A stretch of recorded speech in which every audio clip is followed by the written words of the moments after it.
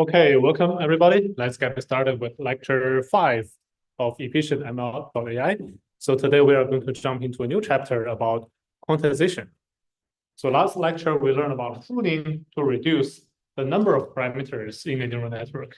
If you think about the total size of a model, of a neural network model, that equal to the number of parameters times the bit width, the number of bits per parameter, right? So you multiply them together, that gives you the total size of the model. So if we want to reduce the size of the model on one side, we can reduce the number of parameters. That is by using pruning. On the other side, it will be trying to reduce the precision, the number of bits for each parameter. So that is quantization. We are going to spend 2 lectures about quantization. And here is our agenda.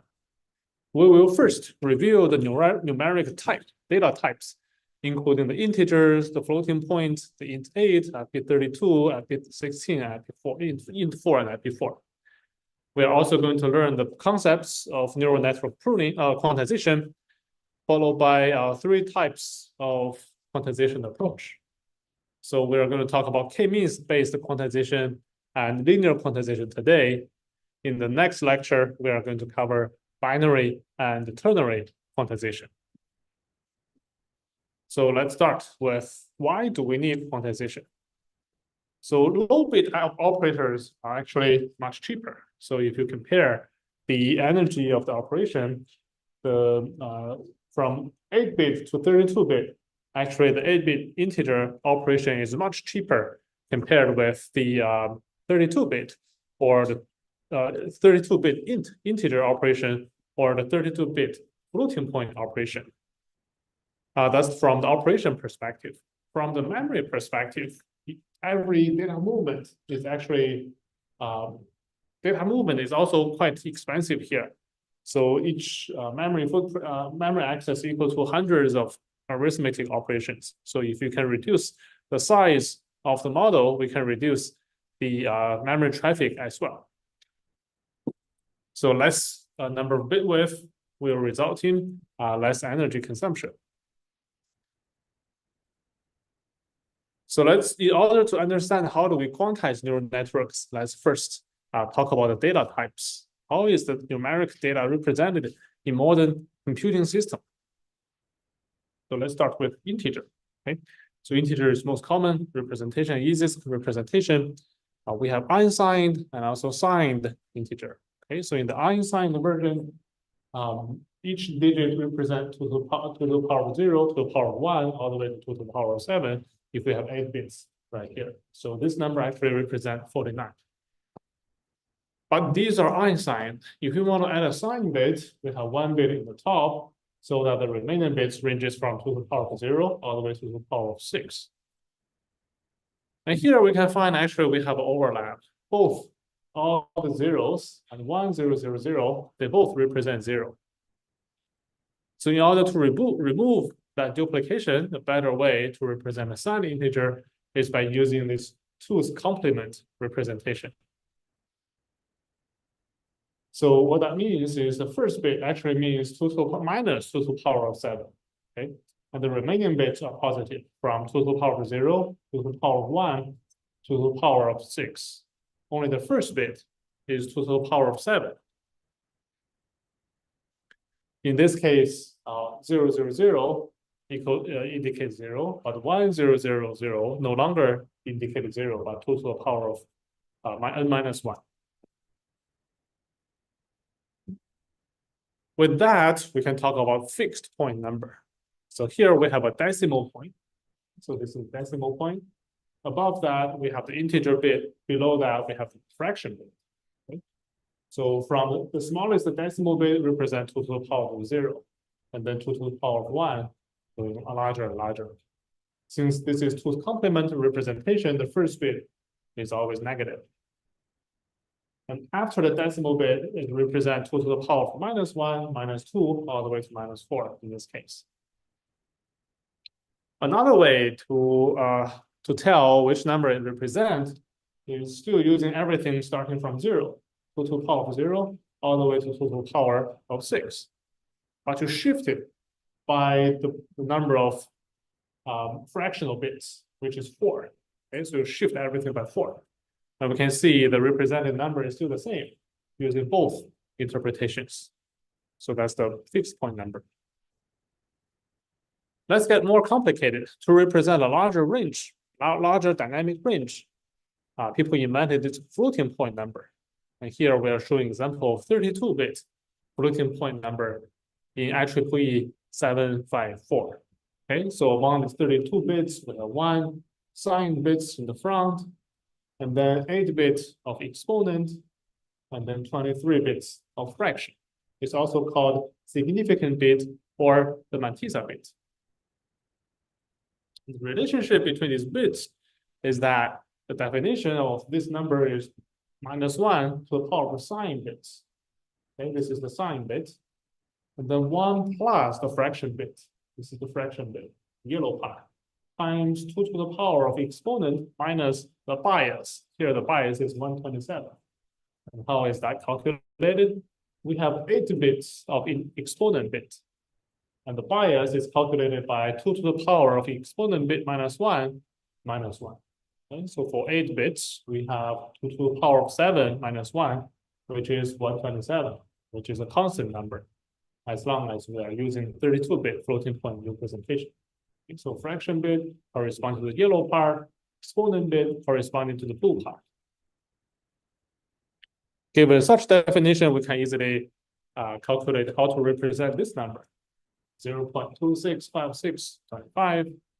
The representation would be first converted into 1 plus fraction. Okay, 1 plus fraction. So the fraction here is 0.02625. So 1 point something times 2 to the power of -2. And here, since the bias is 127, the exponent bit should be 125. So the exponent bit should be 125 using these 8 bits in blue. And then the 0.0625 is represented by a 1, the 4th position. Okay. So first converted into 1 plus something to the power of something. Okay. Any questions about this example? So far, so good. All right. So let's see, how do we represent 0? Since we have to, if we have to be forced to use 1 plus something to represent a number, then how do we represent 0? Actually, people define this subnormal number. Okay, previously we were talking about this representation. Okay, 1 plus fraction to the power of exponent minus the bias. Okay, we call it normal numbers. The exponent doesn't equal to 0. Here we design a special case where the exponent bits, the blue part, has to be frozen to 0. Okay, in that area, for that area where exponent bits are 0, we define it as subnormal numbers. And the equation is a little different. Rather than 1 plus fraction, here we just use fraction. Okay, and rather than to the power of exponent minus 127, here we have it 2 to the power of 1 minus 127. Okay, so the fraction bit is the only variable here. We no longer have the exponent bit because here the exponent bit are frozen to be all zeros. So now if the fraction bit is all 0, okay, no matter if the sign bit is 0 or 1, the final result would be 0. Okay? So that's how we represent zeros. And how do we define those subnormal numbers? So let's see, what is the smallest and largest positive subnormal value using the subnormal representation on the right-hand side? So first of all, if it is a normal number, right, the exponent bit cannot be 0. Okay, so in this example, the exponent bit is 1, and then the fraction bit is 0. Okay, so the number will be 1 plus 0, okay, times 2 to the power of 1 minus 127. And the final result is 2 to the power of minus 126. So that's the normal number. For subnormal number, the exponent bit is frozen to be 0. Okay, only the fraction bit is 1 right here. Okay, this is 2 to the power of minus 23. So this is 2 to the power of minus 23 times 2 to the power of minus 126. 126, this is a constant because this is by definition 1 minus 127. Okay, so this is the smallest number we can represent in the subnormal region. So this is constant. This is also constant. So only the fraction bit right here. So actually, you can see this is very similar to the this is a linear representation. Okay, so right here is not linear, but here is linear. What about the largest positive subnormal value? Okay, so on the right-hand side, we just fill all the fraction bits to be 1, and in this case, 2 to the power of minus 23 plus 2 to the power of minus 1. So sum it up, we get 1 minus 2 to the power of minus 23. Okay, and then here we have the bias times 2 to the power of minus 126.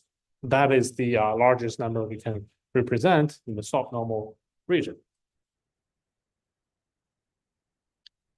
There are other two cases where if all the exponent bits are all 1, okay, if the sign bit is 0, we use that to represent positive infinity. If the sign bit is 1, we use that to represent negative infinity. Okay, so that is the case for representing the infinity. All the fraction bit has to be 0. All the sign of the exponent bit has to be 1. What about the sign bit is 1, but the remaining bit is non-zero? We use that to represent not a number. Okay, so actually there is a big waste because no matter what the values are in the fraction bit, they all represent another value, not a number. So actually we're going to revisit this in FP8 representation. So these are the two extreme cases. For the mostly coming from the exponent bit, if they're all 0, then that's subnormal number. If they're all 1, they're either infinity or not a number, depending on the fractional bit.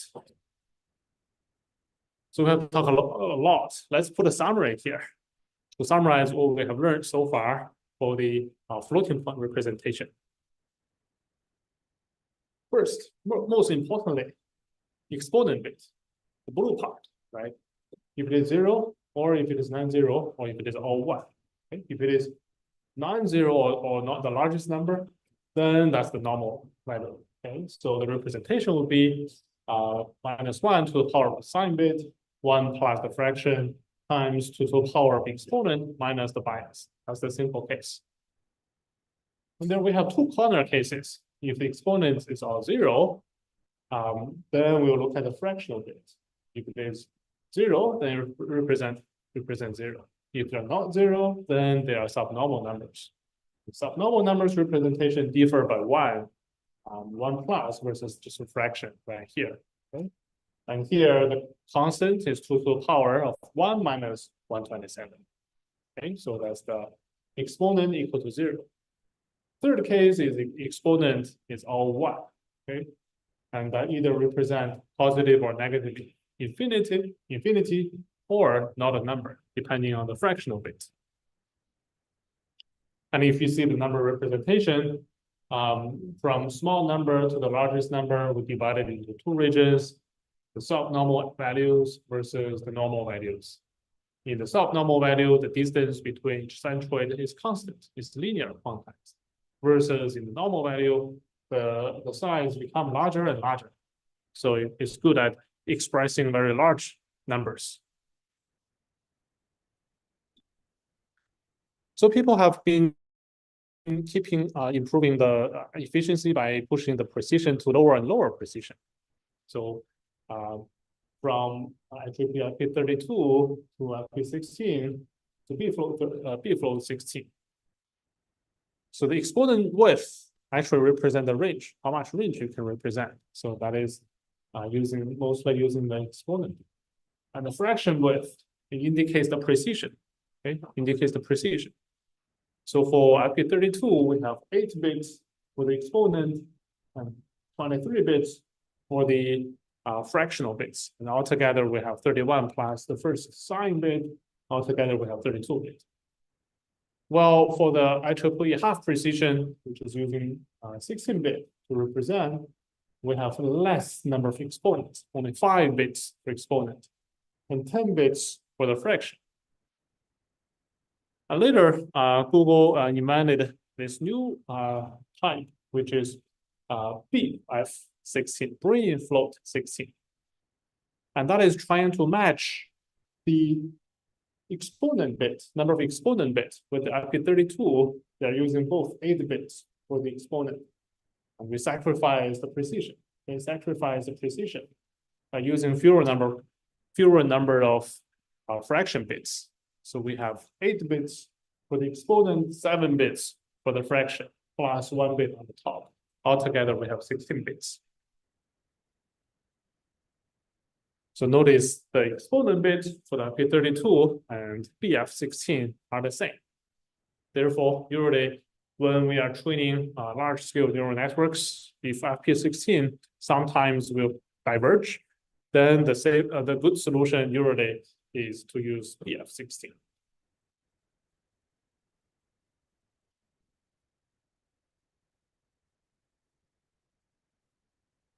Okay, so the question here, what is the following FP16 number in decimal? So let's do a practice. We are given a representation right here. We have 5 bits of exponent, 10 bits of fraction. That's the standard IEEE IP16 precision. So for IP16, what is the bias? So we have 5 bits, 5 minus 1 is 4. Total power of 4 minus 1, that's 15. Okay, so bias should be 15. So we can use the equation. First of all, the sign bit is minus, right? And then the exponent would be 1, 0, 0, 0, 1 minus the bias right here, which is 17 minus 15, which is 2. And the next will be calculating the fraction bits. The fraction bit is 1, 1, followed by a bunch of zeros. In binary representation, that is 0.75. So this is 0.5, 0.25. Adding them together, we have 0.275. And we use the equation, sign bit 1 plus the fraction bit times total power of exponent bit. And we plug in 0.75, we plug in 2, and altogether we have minus 7 in this case. So this floating point number actually represents minus 7. So let's do a reverse example. We have a decimal number, which is 2.5. How to represent it in brain float 16? I'll give you 1 minute to think about it. First of all, it's brain float 16, right? So it's 1 bit of sign bit, 8 bit of exponent, and 7 bit of fraction.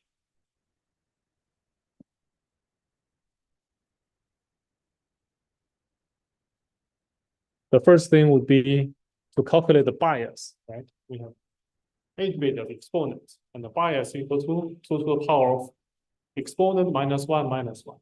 Total power of 7 minus 1, that's 127. Okay, so we have the exponent bias. And remember, we have to represent the number by 1 point something to the power of something. And so 1.25 actually times 2 to the power of 1, that is 2.5. And then we should represent 0.25 and also 1. First of all, the sign bit should be positive. And then the exponent binary right here is 1 plus 127, because the final result should be 1, and then the bias is 127. Therefore, the exponent binary should be 1 plus 127, which is 128. And how do we represent 128? So this is the representation.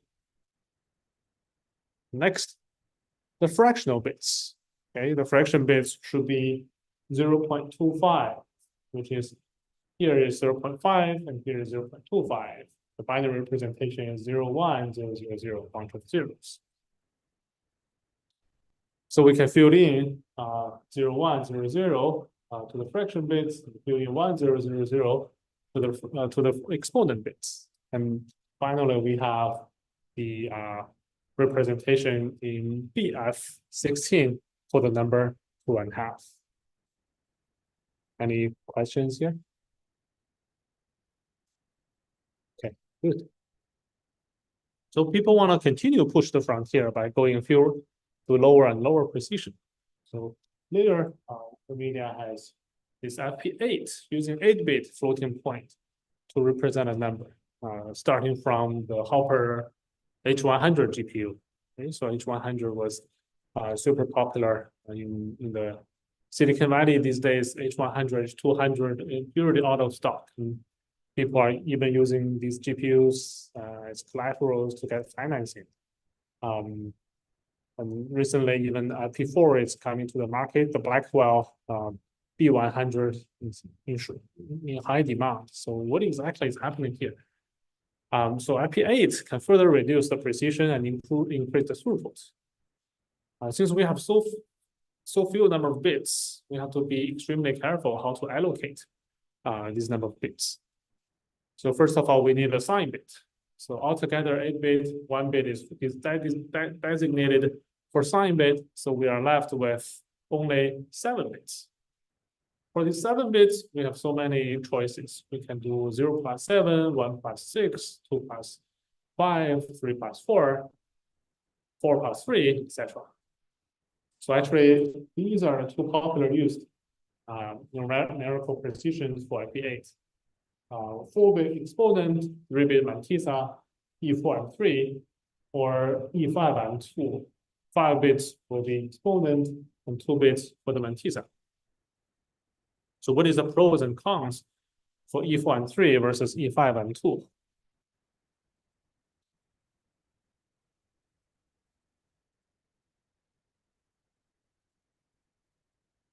Remember, the exponent bit is for expressing larger magnitude, right? Larger dynamic range, versus the mantissa bit is for precision. So if we have 5 bits for exponent, that's a larger dynamic range, lower precision. Versus E4 and 3, we have a smaller dynamic range and a better precision. In this, for this reason, E8, E5, and 2 is really used for representing the gradient in the backward path. Okay, so 1 year later, NVIDIA has this Blackwell. Okay, so Blackwell introduced IP4, 4-bit floating point. Is doubling or even making the throughput even higher. Okay, so with only 4 bits, we have how many choices do we have? We can have these following 4 choices for these 3 bits. We can either have everything as the mantissa. Okay, so no exponent bit. That's basically into 4. So we can represent from 0 to 7 for the mantissa part, plus the sign bit. We can represent from -8 all the way to +7. Okay, so that's 16 values to the power of 4, from -8 to +7. And these spaces are equally distanced, so it's linear quantized. To allocate those 4 bits, another way is to do E1 and 2. Okay, we have 1 exponent bit plus 2 mantissa bits. And the number they can represent is actually very similar to int number. So we can have subnormal region where the exponent is 0. So we use this equation to power the bias to 0. So this is 0.5. Versus the normal region, 1 plus, so this is 0.75 times the power of 1 minus 0 is 3.5. So you can represent the numbers from 0, 0.5, minus 1, minus 1.5, all the way to 3.5. Okay, so it's also linearly distanced. So it's pretty much the same as int4, except that they are scaled by 0.5. Okay, so E1 M2 is basically the same as int4 plus it's wasting one slot. We have a positive 0 and a negative 0. Okay. So E1 M2 is the same as int4 except for that it's wasting one slot for 0. It can represent rather than 16 numbers, it can represent 15 numbers because 0 is overlapped. 1 plus 2, we can also have 2 plus 1.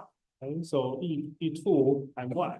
2 bits for the exponent and only 1 bit for the mantissa.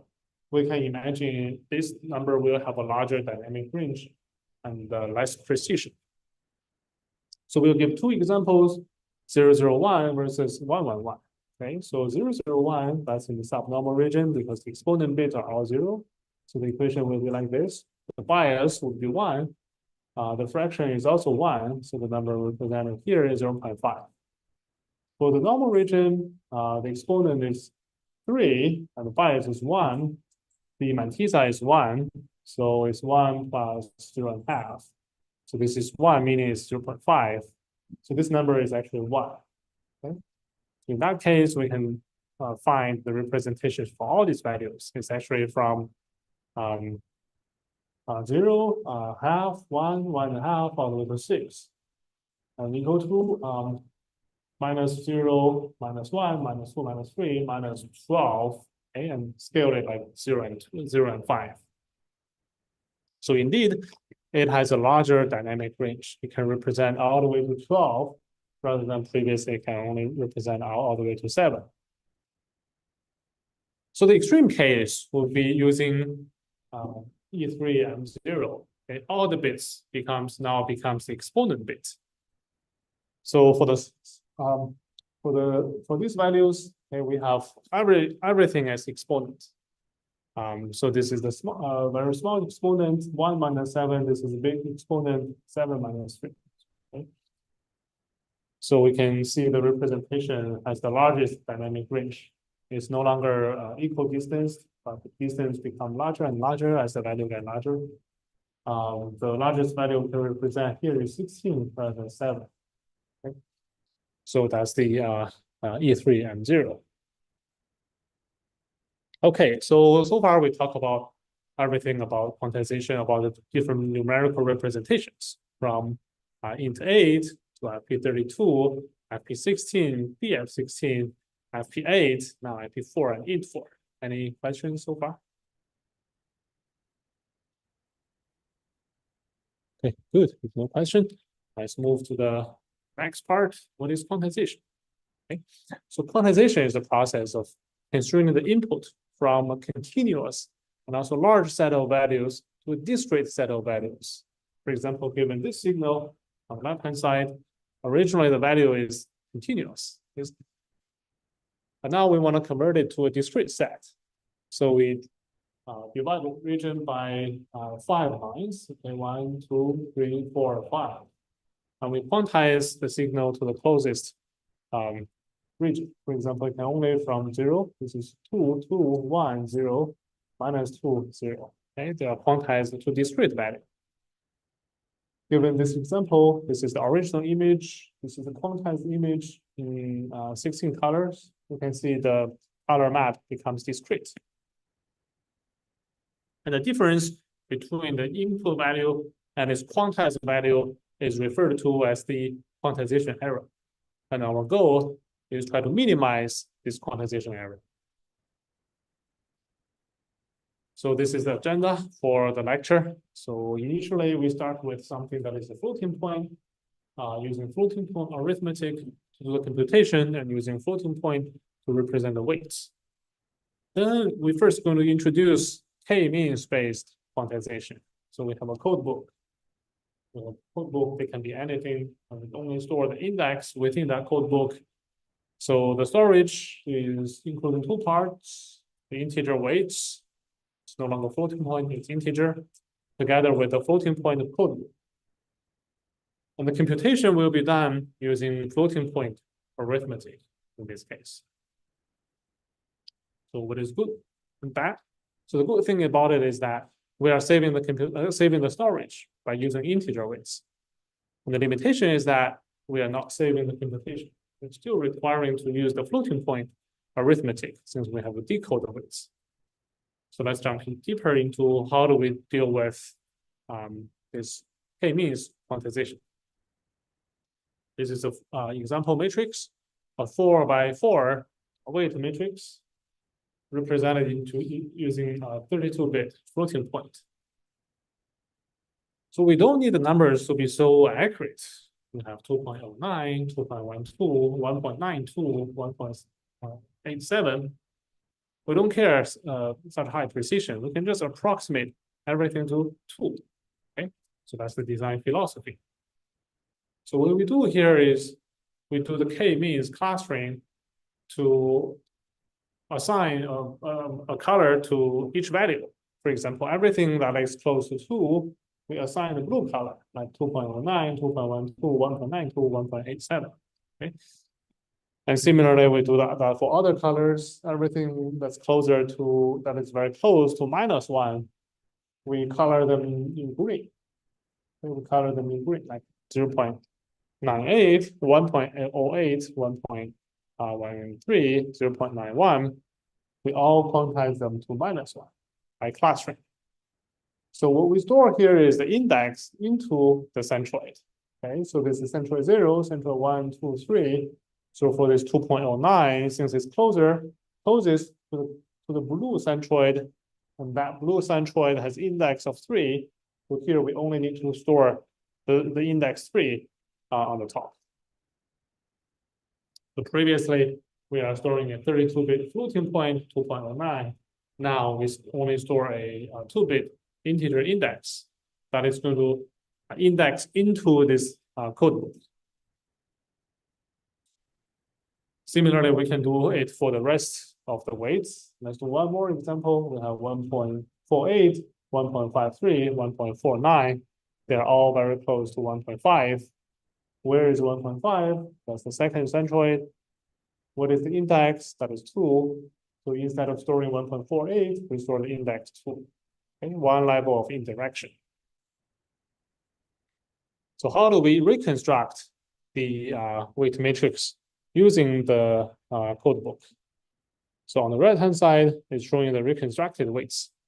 Okay, so for example, here we have index 1 and 1. We look into the table. 1 actually indicates 0. So we put 0 in the corresponding location. So we can now calculate the quantization error, which is subtracting between this original weight versus this reconstructed weight, and we can get this quantization error.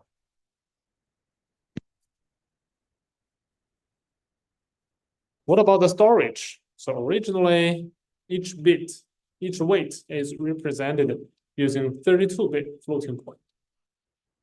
And how many values are there? We have 4 by 4, that's 16 values. So altogether, that's 512 bits or 64 bytes, since each byte equal to 8 bits. What about after? So we have two portions. One is index, one is the centroids. For the index, how many bits do we have for each index? 4 values, so 2 bits are enough to represent the index. How many indexes are there? We have 16 indexes. So altogether, 2 times 16, we need only 32 bits. Okay, how many bytes are there? Only 4 bytes. Okay, it's a lot smaller compared with the original storage. But don't forget, we also need to store the codebook. So the codebook is floating point, high precision. Okay, so each entry in the codebook is represented using 32-bit. We have 4 entries. Okay, so times 4, that's 128 bits, or 16 bytes. If we sum them up, 4 bytes plus 16 bytes, altogether we need 20 bytes to using this k-means clustered quantization, which is about 3.2 times smaller compared with the original size. So this is the this is just an example case. In the common scenario, assuming we have n bits quantization and the number of parameters equal to m, which is much larger than 2 to the power of n, which is usually the case where we have a very big matrix, much larger than 16, than 4 by 4, but the code book is the same. In that case, originally, each weight is represented using 32-bit, and with the m weights, we have 32 m bits. After that, we have n bits. Nowadays, we have n bits. In this case, 2 bits. 2 bits times m, so that's n m bits, plus the code book. Each entry is using 32-bit. We have 2 to the power of n. Here is 2 to the power of 2, which is 4 entries in the code book. So that's 2 to the power of n plus 5 bits. And since m is much larger than 2 to the power of n, we can ignore the second term. So the compression ratio would be 32 divided by n times smaller. If n equal to 2, in this case, if this matrix is super large, then the saving would be 32 divided by 2, that's 16 times. If we have 4 bits, which we are going to implement that in the homework, we have 4 bits, we have 16 entries in the code book, then what's the compression ratio? That's 32 divided by 4, that's 8-bit compression, smaller.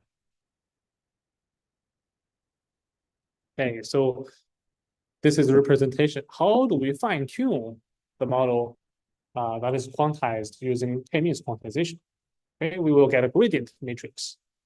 So after back propagation, we get a gradient matrix.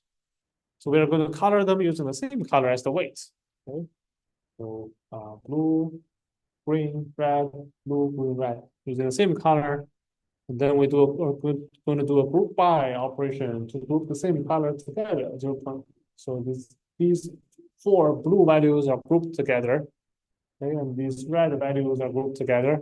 So they correspond to the same centroid.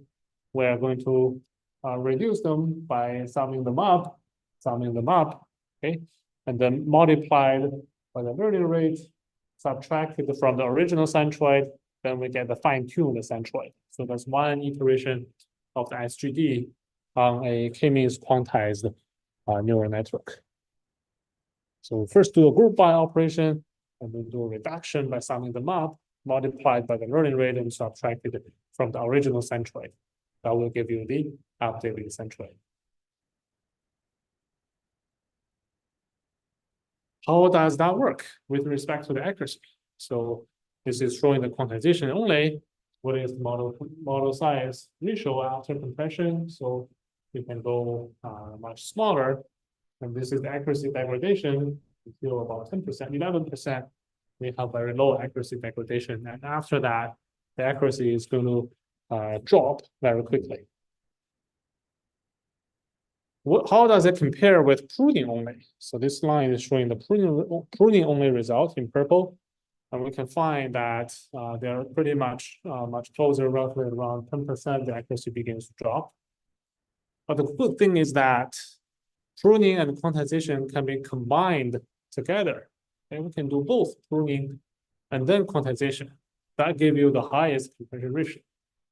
And just a few percent, the accuracy is still very well maintained, which is a good thing. So practically, should we do pruning first or should we do quantization first?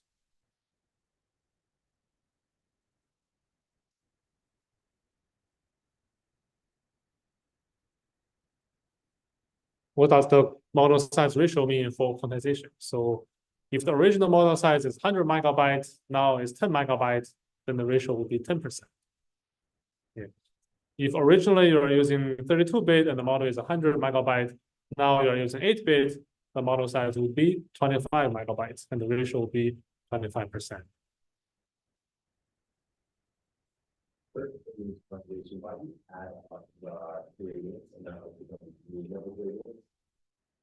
So there are actually, that depends on the number. The reduction can be done by, let me see, actually, right here we are calculating the mean. Let me see, let me double check. This is just doing the sum, I believe.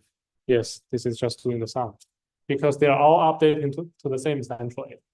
A lot of people want to nudge the same centroid. Therefore, we sum them up.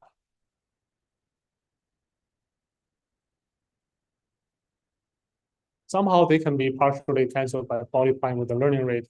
What really matters is how many numbers will go to the same bucket. The more number of want to go into the same bucket, the more you want to nudge the weight. So therefore, we are doing the sum right here. You're very welcome to try the trying to do the mean, the average. That's the beauty of deep learning. It's not a fixed science or it's engineering. So basically, use the method that works the best. Not necessarily this is the best approach. Yeah, that's just what I did in the paper 10 years ago.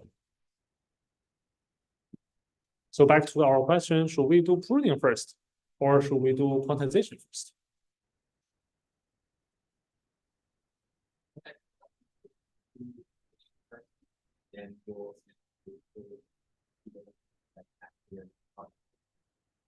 Right, that's a good point. Since you want to do quantization pruning first, because you want to first eliminate a lot of redundant weights. Okay, so you have fewer number of weights to quantize, reducing your workload to quantize and potentially reducing the quantization error. So first, get rid of those redundant weights before you quantize. So this is the weight distribution. After fine-tuning a pruned model, why there is a big bump here? Because everything close to zero are pruned using our magnitude-based pruning approach. Okay, everything close to zero, they are set to zero. So these areas get flatter because after fine-tuning, they become flatter. Okay, so what does it look like after quantization? The values becomes discrete. So rather than continuous distribution, they become discrete. So only a couple of centroid. This is a centroid. This is one. This is another one. This is another one. This is another centroid. Okay, the value becomes discrete. Question?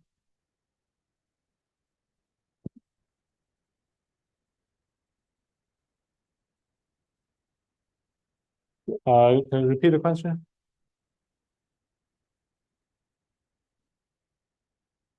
Any situation where quantization would be more preferable than pruning? Depending on the pruning granularity, for coarse grain pruning, any hardware can accelerate it. So it's best to combine them both. I don't see any scenario where you don't want to combine coarse grain pruning with quantization, unless your hardware doesn't have any low precision units. You can only do pruning. But I don't see a reason where you cannot do pruning, but only do quantization. At least you can do coarse-grained structured pruning. So the remaining weights are still dense. Okay, so after the fine-tuning, we can see a slight difference right here between these two slides. You can see the centroid shifted a little bit. From here to here, the centroid shifted a little bit. That is due to when we are updating the weights. Remember right here, just now the question, we are updating the gradient, sum them up, since all these blue gradients are trying to update the blue centroid, we want to sum them up, apply the nudge, apply the change altogether to change this centroid. The centroid will get changed after a couple of iterations. And we indeed observed that change between these two slides. This is before, this is after. This is before, this is after. You can see the slight change about the position of the centroid. And another question is, is the assignment able to get changed? And that is so true. If the nudge is so big, one value might also become another bucket.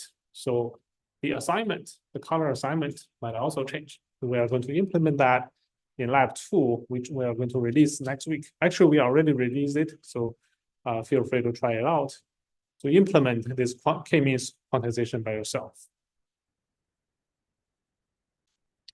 And finally, how many bits do we need in practice? Previously, we are showing 2 bits for illustration purpose. In practice, we find for this is for Alexander convolution layer. After 4 bits, the accuracy is going to drop very sharply.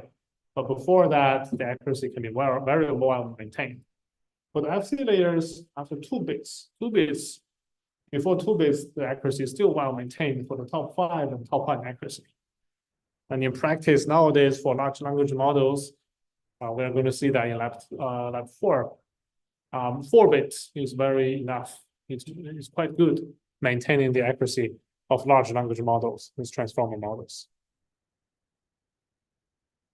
So another idea proposing this decompression paper is using Huffman coding to further compress it, since the weight distribution is not uniform.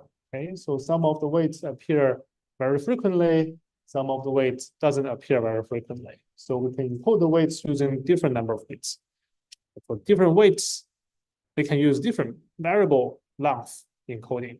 So we can use fewer bits for the more frequently appearing one, and use more number of bits for those less frequently appearing weights.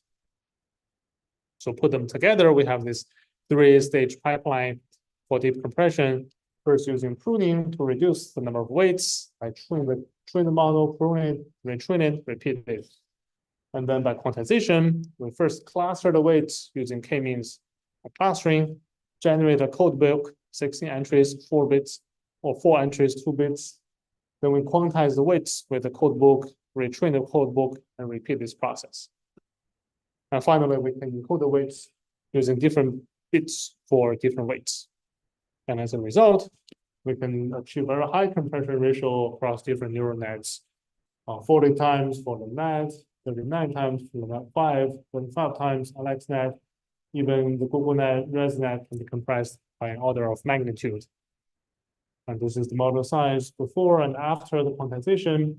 This is original accuracy and the compressed accuracy. The accuracy can be very well maintained.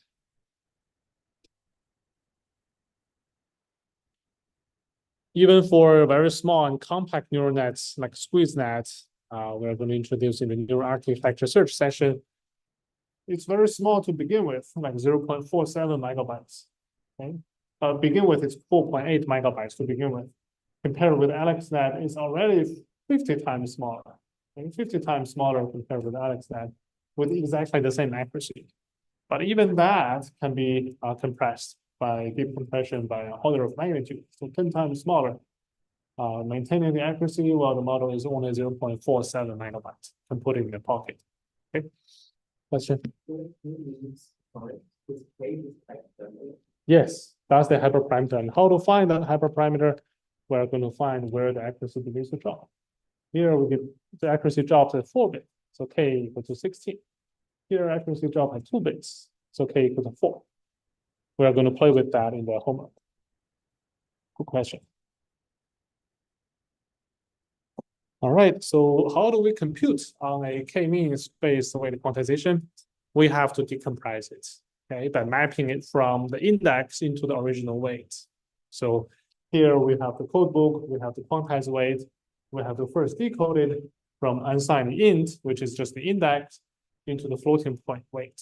Okay, and all the remaining operations will be done in floating point. So it saves the storage, but it doesn't save the computation. But it's still very helpful for in the modern transformers and large language models, because for single user, for on the generation phase, it's completely memory bounded, not compute bounded. So using IP16 is totally fine, but reducing the memory footprint by 4 times compared with IP16 is super helpful. Okay, let's take a short break before we jump into the next part, which is linear quantization.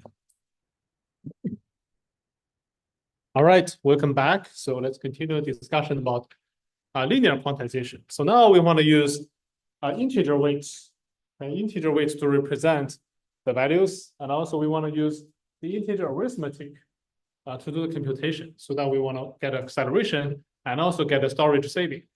So let's see what is linear quantization. This is very widely used if you're using a mobile phone running an application locally. That's highly possible. Linear quantization is used here. So what is linear quantization? So given this is our familiar matrix, 4x4 weight matrix. So now we want to quantize them into only integer values. Okay, right here is 1, 0 is -2, 1, 1 -1, 0, 0, 0, 0, 1 equal to 1. Okay, So now this is the quantized version of the original matrix. So 2.09 becomes 1, minus 0.98 becomes minus 2. So here we have two parameters. We are going to learn how to determine these parameters, but let's just see how that works. We have to define 0 point and a scalar, okay, and a scale factor. So we subtract the matrix with the 0 point, multiply the scaling factor, and we get the reconstructed weight matrix. So 2.09 becomes 2.14, minus 0.98 now becomes minus 1.07. Okay, and this is the quantization error. It's quite small, so they are roughly very well correlates between and after quantization. So the magic here is how do we calculate this 0 point, 2-bit signed integer, versus the scale, which is a 32-bit floating point number. So what is a 0 point and scaling factor? So we are going to map this integer value q, subtracted from the integer 0 point, and multiply by the scaling factor, we get the floating point value. Okay? So basically z, which is the 0 point, is allow a real number r equal to 0, which r equal to 0, to be exactly represented by a quantized integer z. So z will be mapped to 0. Okay? And then we have another scaling factor to scale the dynamic range. What that means is that we have a floating point dynamic range from R min to R max. This is the range of the weight values. We also have a dynamic range for the integer value from Q min to Q max. And the 0 point maps z to 0 from integer space to floating point stage, to floating point range. So this is corresponding to different number of bits. You have 2 bits, the Q min equals minus 2, Q max equals to 1. You have 3 bits from minus 4 to positive 3. So the integer Q min and Q max are fixed. So how do we calculate the scaling factor? Okay, so Q min has to be mapped to R min, and Q max has to be mapped to R max using the equation where we map Q max minus z scaled by s, we get R max. Q min minus z scaled by s, we get R min. We can subtract them and then divide it. We can get the scaling factor equal to R max minus R min, which is here, R max minus R min, the dynamic range of the floating point range, divided by the Q max minus Q min, the dynamic range of the integer scale. Okay. So S can be calculated in this way: R max minus R min divided by Q max minus Q min. So given our matrix, this is our familiar matrix. The max value is 2.12, mean value is minus 1.08. We use this equation to calculate the dynamic range of the floating point versus the dynamic range of the integer, and now we can get the scaling factor to be 1.07. That's how we calculate the scaling factor. Now we can calculate the z. Okay, so since we already have s, we can plug in s to get the z. And it has to be an integer, therefore we have to round it to the closest integer value.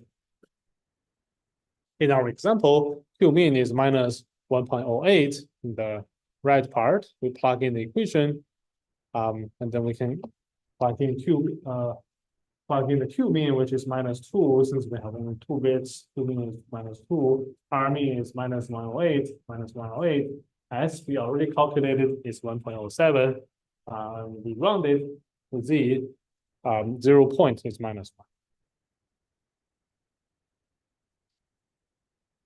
So now let's talk about linear quantized matrix multiplication. So how do we use integer unit?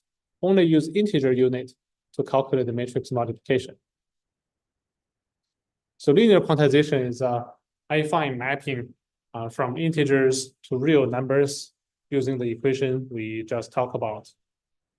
So consider the following matrix multiplication: y equal to wx. Originally, there are floating point values. Now we want to convert it into integer values. We are going to implement it in the lab. So I will pay really attention to the derivation for the remaining 20 minutes.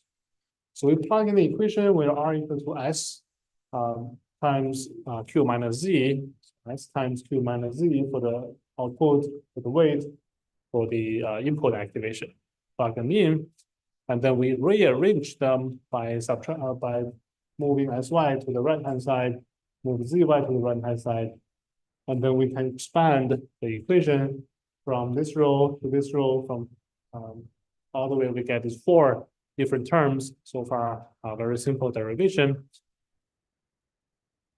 So we want to use n-bit, for example, 8-bit integer multiplication, and use 32-bit integer addition to prevent overflow.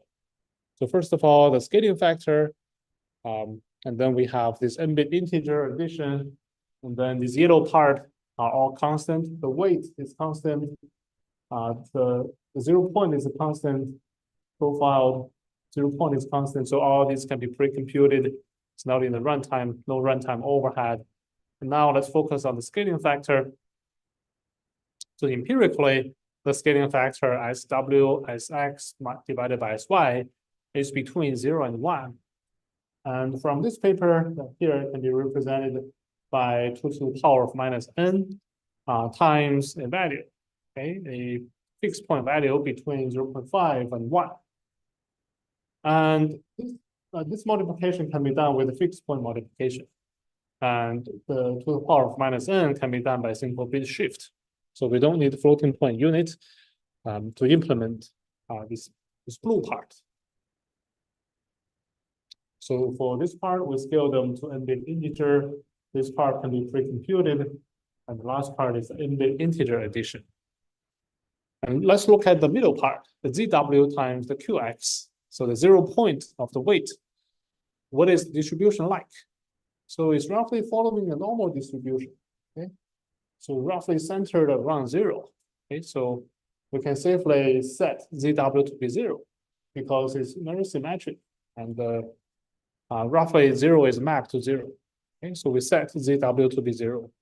And what I mean is that originally Z maps to 0, now 0 mapped to 0 from the fixed point to the floating point range. In that case, we can simplify the equation where now Z becomes 0. So the scaling factor will be using the absolute value of the R divided by 2 to the power of n minus 1. Okay, much simpler calculation for the scaling factor. Previously, we have to do this calculation to map it. Now we just do a much simpler calculation to map it. So we can safely get rid of this green part since ZW is 0, it's symmetric. Okay, then we are left only with these 2 terms. The first term, which is can be done by 8-bit integer multiplication, the QX and QW. That's where the most of the weight lifting is happening in the computation. And we can, since ZW is 0, we are only left with a single term. These are constants because Z is a constant, and QW to quantize the weight is also constant. And we are only left with the ZY. And the blue part is the bulk of the computation, where the bulk of the computation happens. Now let's consider adding back the bias. Okay, so far we are ignoring the bias. Now we consider following the fully connected layer with the bias. Okay, so the bias can be also, we plug in the equation right here. The bias can be also represented by subtracting the bias and then multiply with the scaling factor of that bias. Since previously we mentioned ZW is 0, it's following a normal distribution, we can set ZW to be 0. So integer 0 mapped to the floating point 0. We can eliminate everything associated with the ZW. So we are left with the equation here. We can force this SB, see it again. the scaling factor for the bias versus the scaling factor of the weight and activation versus the ZB. Similar to the weight, the distribution of the bias is also following a normal distribution. So we can set ZB to be 0. Right? So we can set ZB to be 0. And we force SB to be equal to SW times SX so that the equation can be simplified in this way. We absorb QB together with these two terms. Okay, so we force SB equal to SW times SX. So let's continue the derivation. We are going to move SY to the right-hand side and move ZY to the right-hand side. So we are left with this equation. So QB, ZX, QW, quantized weight, 0 point of activation, bias of the bias, they're all constant. So we can pre-compute them. And we define the QB minus ZX QW to be Q bias, since it's a constant. Then we can simplify all the equation to something like this. Let's look closer into this equation. The blue part is the bulk of the computation. Most of the weight lifting is happening in the blue part.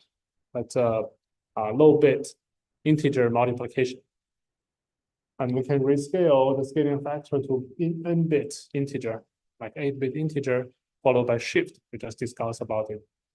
And finally, we have n-bit integer add. Okay? So now everything can be cast into a low precision integer operation. What if we use convolution rather than a fully connected layer? So compared with the fully connected layer, now we run the convolution. It's actually, derivation is pretty much the same. You're going to visit in the lab. We just replace multiplication with convolution. They're all linear. Okay, so blue part is where, this green part is where most of the computation is happening. So this is a computation diagram where we have previously the quantized weight. This is the quantized input activation. We do the integer conv. The convolution was added with the bias. The sum is summed using a 32-bit register for the summation to prevent overflow. Okay, so 8-bit int, 8-bit int, 32-bit int for the summation register. And all the sum is done in 32-bit. Okay? And the bias scaled by the scaling factor, and then add the 0 point, and finally we get the quantized output. So what's the difference with the k-means quantization? Previously, we are using 32-bit floating point to do all the computation. Now we are using integer to do all the computation. So we are saving not only the storage, but also we are saving the compute. So we are going to implement this in lab 2, so make sure you are understand the lecture here. I'll pause a little bit for you to, in case you have any questions for the derivation.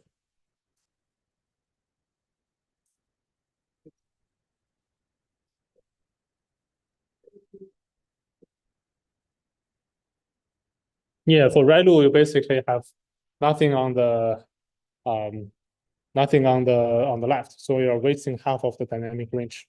If you set the bias, the 0 point of the bias to be 0, which is this case, you waste half of the dynamic range.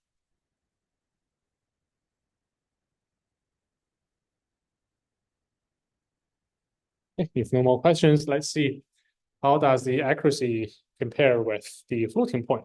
So on this figure is showing the floating point versus 8-bit integer. Okay? So this is the latency versus the accuracy. Ideally, we want something on the top left corner, and consistently the 8-bit is having a better trade-off on the plot compared with the the floating point counterpart. Higher accuracy, same latency, or same accuracy, lower latency. On the left-hand side is showing for greater than 50 inception v3, the floating point versus the integer accuracy. And nowadays, this 8-bit quantization becomes very mature. That's the solution to accelerate and compress neural nets. And most of the hardware have 8-bit integer units, so that's very widely used. If you're using running neural nets on the phone, on a microcontroller, on an edge device, this is a very critical solution. All right, so that concludes our second part, which is the linear quantization. So different from k-means quantization, which only saves storage but doesn't save computation, linear quantization can save both storage and the quantization. So what is next? Can we go even lower precision? So we are going to talk about binary ternary quantization in the next lecture. I want to use 1 bit or 2 bits to present each way. Okay, so let's summarize today's lecture. We first introduced the data types, floating point, what is integer, what is a floating point representation, what is the exponent bit, what is the mantissa bit, what is subnormal region, how do we represent very big numbers, what is FP4, FP8, different configurations, E2, M4, etc. E5, M2, etc. And also we visited the basic concept of neural network quantization to convert the weight and activations to discrete values. And then we introduced 2 types of quantization. One is k-means quantization. We're going to see them in the homework, and also the linear quantization. We went through a long derivation, make sure you can translate them into the code in Lab 2. And here are some references. And that's all for today's lecture. Thank you.